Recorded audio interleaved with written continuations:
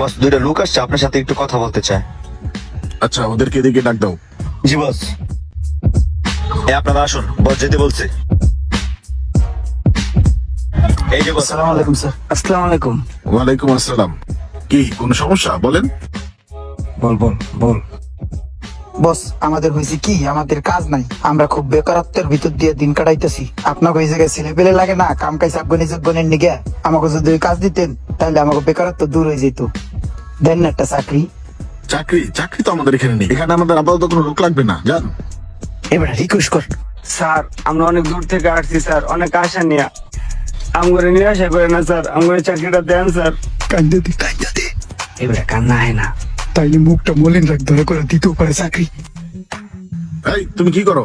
তুমি দোকানের সময় ওদের সাথে কথা বলবে না? ওরা কেন আসছে না বলে নিয়ে আসছো এদেরকে। যাও, বাইর করো এদেরকে, যাও। স্যার স্যার, বস চাকরিটা খুব প্রয়োজন।